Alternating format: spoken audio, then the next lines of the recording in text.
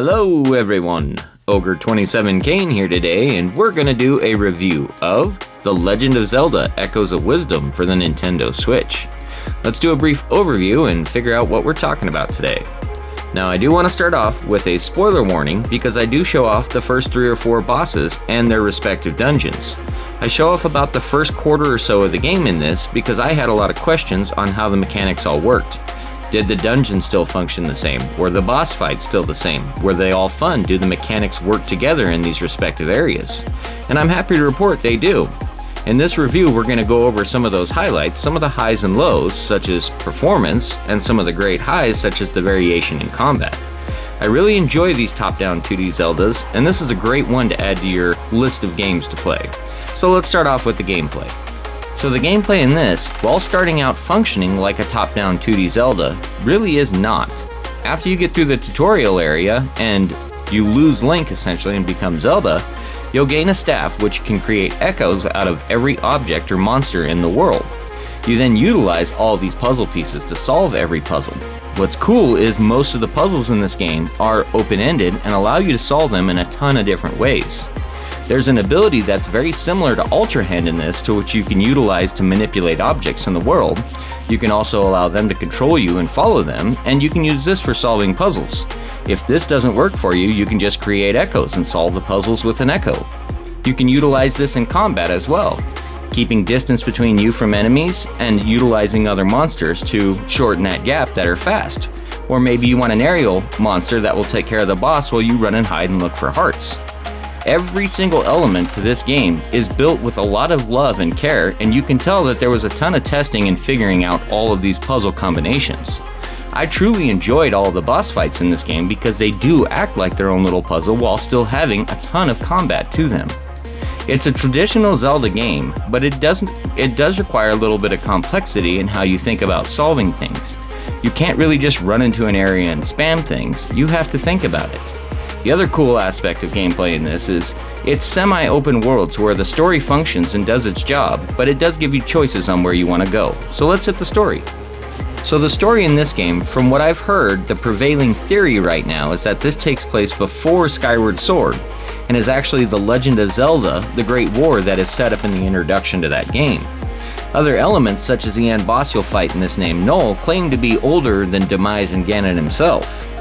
This could be just Nintendo's way of explaining a new start to the story, or this could be them actually setting up the beginning to The Legend of Zelda.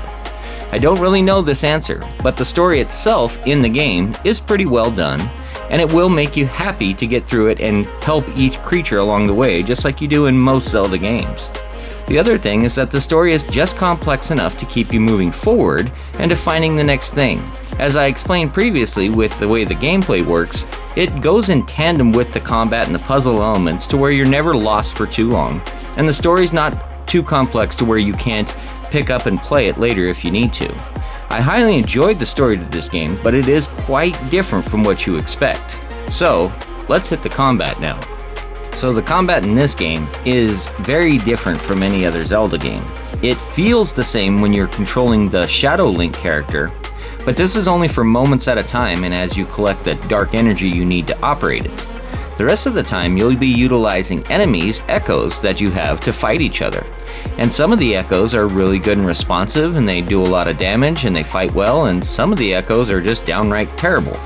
They're their own puzzle elements to this game, if you will, and each one has their strengths and weaknesses against other monsters. There are a few monsters though that are basically like the meta, and you'll pretty much use them for most of your fights. I found the ball and chain guy to do a lot of damage in most scenarios early on, and even though his attack took a long time to use, it was totally worth it. Now, the other elements of combat that seem a little out of place is how the puzzle elements work. You'll utilize the environments around you and certain things that you find to cause damage or to set you up in a way to cause damage. It's basically one extra step to the complexity of a boss fight you'll fight in any other Zelda game, but be forewarned, every single fight you have in this game, every single area you go to, it will be all about those puzzles. So let's do controls and audio now. So we're going to start off with controls because this is probably the most contentious area of this game.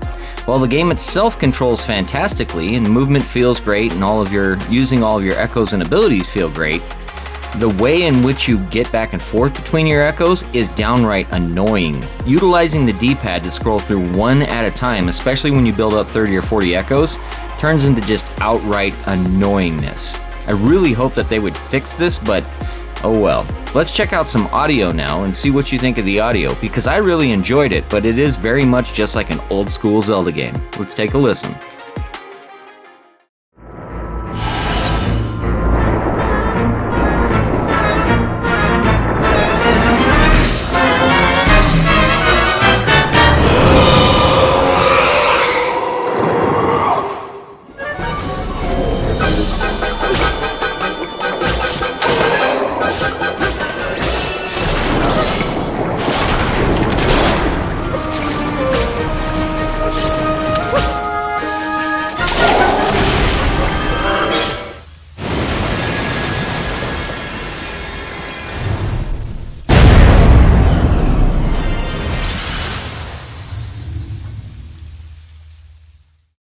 So graphics and animations are up next, and this is another very contentious topic.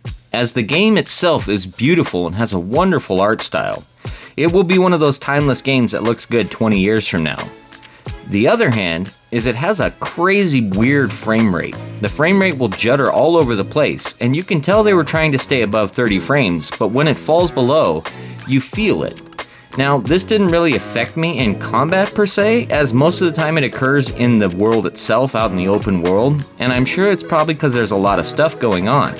But the game certainly could have used some optimization, and it could have used a little bit more refinement around that. That being said, the art style in this, like I said, is timeless, and it really does stand up well for what kind of game it is. Grezzo's a great studio, and they're a small studio, and I understand that they probably had a lot of pressure from Nintendo to get this out in September. The lineup for the holidays is always stacked, and this is one of those smaller budget titles that should helpfully just move product for Nintendo. That being said, I really do enjoy the graphical and art style in this, and if you liked Link's Awakening, this game will stand out to you. It's very sharp, and all of the characters are very distinct. The other thing too is that all of your maneuvers and combats and weapon techniques and everything you do are all very well handled, and the animation quality on them is top notch.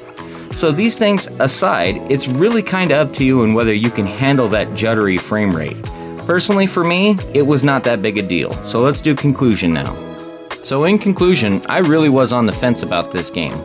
I wanted to wait till the very last minute to see some gameplay and footage and reviews come up of it to really see what it was. Now, I'm glad I didn't wait too long because it turned out to be a fantastic Zelda game, and it truly is a great value. It has wonderful exploration, great combat, great characters, a great art style, and a great world to it. I highly recommend picking this game up as it is one of those games that may become a short print run. But that's going to do it for today's review, folks. So thank you for watching today's video. It was a blast to make. I upload every single Monday. If you enjoyed this, please like and subscribe. And have a great rest of your day. This is Ogre27 Kane, signing out.